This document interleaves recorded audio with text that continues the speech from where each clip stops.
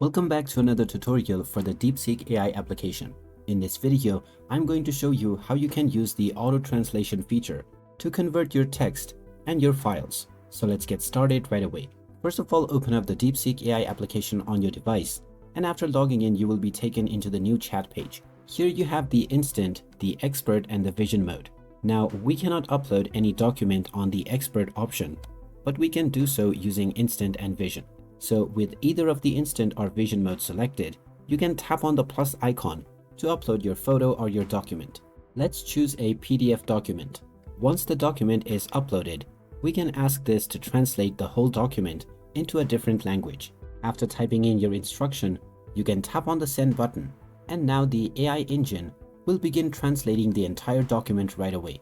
This is a great feature if you need to translate anything from one language to another. We can also try combining the think option along with our command. You can also enter any writing that is in a different language and then ask it to convert directly.